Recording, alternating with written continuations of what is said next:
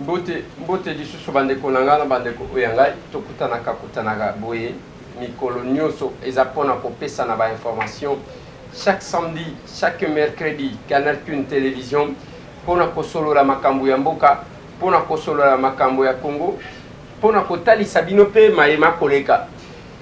Masolo congrès ya MLC, Jean-Pierre Bemba sera là ou ne sera pas là. Jean-Pierre Bemba koya to koyate. Masolo bandeko nangai parce que Zobanda déjà les 12 du 12 au 13 congrès à MLC Oyo Kosalema à Kinshasa la capitale. Je sais que c'est l'occasion que l'MLC a kobimisa candidat naye à la présidence de la République, je pense. Ne sera personne d'autre que Jean-Pierre Bemba Gombo. Global Witness a fait ba révélation sur Makambuya Timber, société sud-coréenne Oyo et comme patron ya bazamba ebele na Congo. Mokolo bazamba ebele yoka ndenge bazo présenter. Mokolo bazamba ebele ya Congo eza société wana ya Timber ya ba sud-coréen. Mais selon Global Witness, pas seulement que bazali ko exploiter ndenge sengelité, bakenda jusqu'au-delà tellement que tozana mboka oyo ko contrôler ata eloko moko te. Yabisika to vandi tala kokumisa bomengo. Nous sommes un pays riche, tozana bomengo ebele, bomengo ebele wana oyo nani akosale les ali ko profiter na nani. Tozakana pétrole comme ya ba français depuis kala. Mwanda wana nazolo banabino ezandenge wana. Les contrats, les premiers contrats, ils allaient qui ceux qui a 20 ans, ils allaient expirer les 23, ndenge to kolo baboy. Basi ba signer mususu ceux qui a 30 ans. Peuple wana bavandi na mwanda bavandi na bango ndenge wana bakonyo kwa mana ba inondation pamba, ils ne profitent rien, ya ba richesse na bango. Mais biso masolo bomengo na biso, richesse na biso. Ezandenge wana. Compliqué. Pendant ce temps bande konangai tentative ya expulsion lobby na Beni. Na commune ya Rwenzori, quartier Bel Air, kuna ba ADF Nalu. Phénomène ADF Nalu on a yebisa kabino que ezali phénomène moko ko pomba makambo ebele. Un jour ba révélation ko bimaka sur le phénomène wa. Ba koti donc ba tous ceux qui 30 ba kufi lobby na pourquoi na phénomène ADF Nalu. Ba o ba kufi ba paya ba congolais tondengeni ADF Nalu na loba kanabino eloko ngana yokaka na Monisco je crois en 2008. Au ADF Nalu baza combien baza 1400 éléments. Tilelo, FRDC, Monisco, brigade d'intervention, bakokaka 1400 personnes wanate. Makambo eza ebele. Maintenant nyonso wana bande konanga, eloko esala kanga passe. C'est quand je constate la complicité de nos frères na babilo kwa modèle wana. Mikolo nyonso na loba kanabino bozakaka Rwanda bazo bongisa bazui ba défier même bino bache usine ya raffinerie ya minéraux o bazana ngote. Bache yango wana. Bakomi kosala ba voiture. Bako bongisa mboka na bango bino bozaka kaka kolela. Rwanda wana ayaka coopérer awa te soki congolais moko take ko senga. Ko solliciter ko senga renfort. Pona soif ya pouvoir. Les Congolais bazo kende koluka batu oyo pona ko détruire seulement mboka na bango mais ko boma pe mboka na bango ko boma bande ko na bango. C'est compliqué.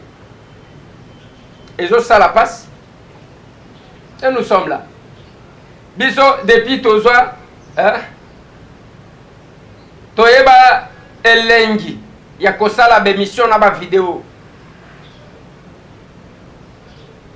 Okomona mutu azosala ezanga mutu ezanga makolo. Quel est l'objectif ya oyo ezosala?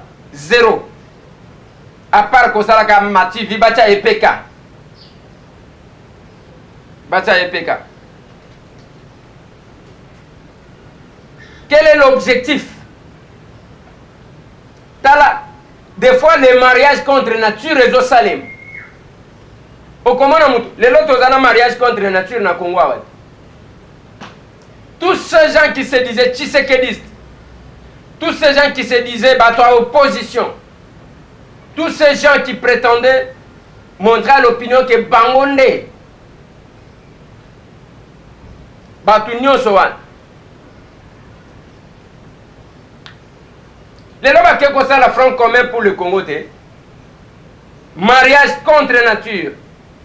Toko loba ke ezanenge bazalaki, bazaki nde kobomba bato.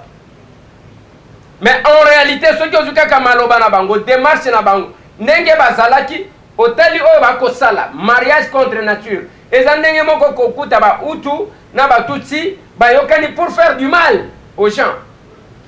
Nambo cannabis. Mariage contre nature. Les gens se solidarisent comme ça pour détruire le Congo na ba Congolais. C'est comme ça que vous trouvez bande kwebele ezala na Kinshasa, ezala na diaspora wana kutu. Nde comment basio ya makambu misusu na comprendre kate mutu. Comment na mutu bimita la lu. Azolo ba donc kokanisa ke mutu ye. Mais ceux qui ont tel monique, qu'est-ce qu'ils recherchent? Pas de cohérence, pas d'objectivité, ni... Quel est l'objectif de la démarche? C'est compliqué. Alors que le Congo a besoin de bananaye, il y a basi, paye à mibali, qu'on sala quelque chose pour son salut.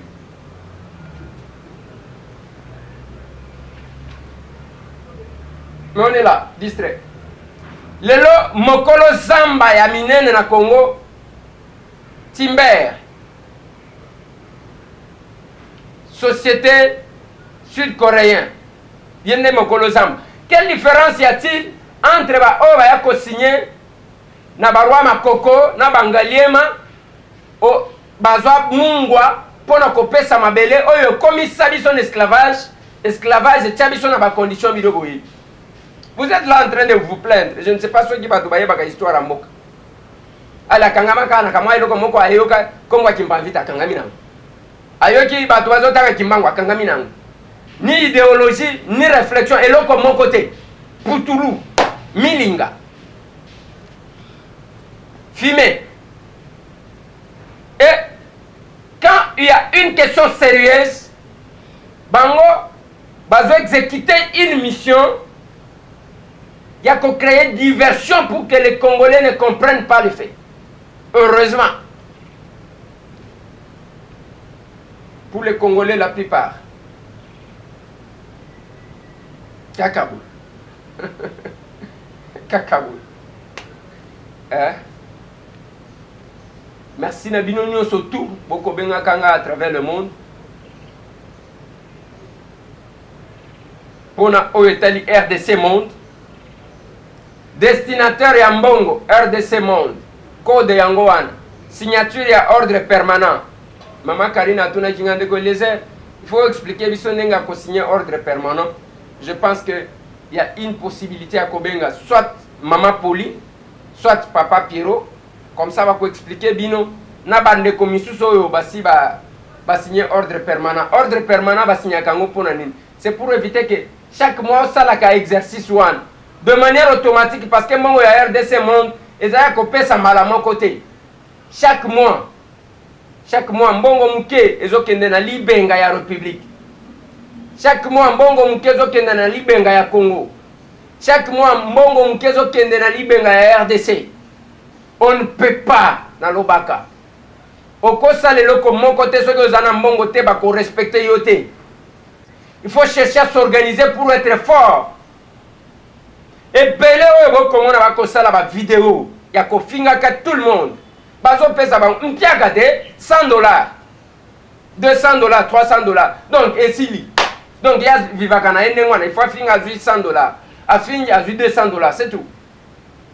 Certainement que zana batu moko pe balela kamakambu oyo batu bamona ke eza makambo busoba bango basepelaka nango. Je vis ndeko nanga mususu ya journaliste kaka wana Kinshasa. Ya sala kasko journalisme oya bafinga oya finjo oyo mabe oya sali oyo mabe. Un jour à un restaurant moko na vie, c'était le jour de son anniversaire. Azo préparé pour que passe à la gâteau. Puis il y a une dame qui est venue de l'Europe, à Utakapoto. Oh bien, on a sepé la ganayo makasi. Vraiment, en tout cas, à Fongola, sac à pesa, ndeko wana $700, 700, 100, 200, 300, 400, 500, 600, $700. Pona ni a sepé la ganayo kaka nenge ba finga na kawana, nenge ba soa na kawana. Donc, ezana batu bazaka na nature andengwa. Et puis bon, ebimi 700.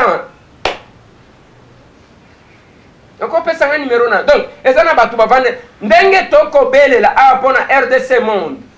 Makamwa sérieux. O comment na zakuna te? Zakuna te?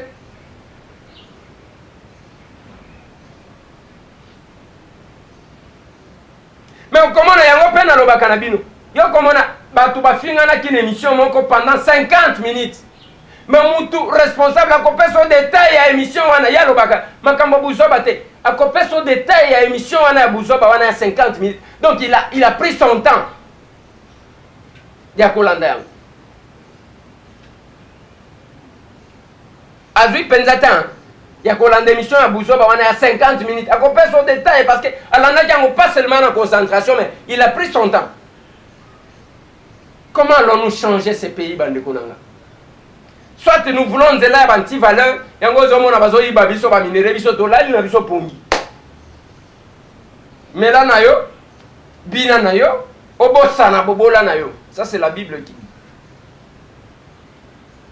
Mais là na yo, bina na yo, obosa na bobola na yo. C'est compliqué. Bande konanga. Lobby selon le calendrier à CENI clôture. Il y a des points, il y a des candidatures, il y a des députés provinciaux sur l'étendue de la République. D'inviter ceux qui ont 10 candidats qui ont déjà déposé. Pour le moment, les gens se bousculent devant le bureau. Moutoualingi Koti Kazate. Quel que soit le conseil, est-ce que machine est kokende mais toi tu kana nukaka. Si vous ceux qui m'a camoué, toi tu kana nukaka. Les autres qui on va voir ce que ça va donner. Et on va voir ce que ça va faire. Voilà, bande konanga, ba moi ma solo nengwana, de tolingaka kobeta pona o solo na bino, ce qui est tani. Mais bisika tout Congolais zali, ayeba ke pas seulement ba minéraux zali, ba kolo ba zamba ya minene na Congo. Histoire ya barwa makoko, bangalie mezo se répéter. Ba kolo ba zamba minene pour le moment na Congo, ezaba sud-coréen.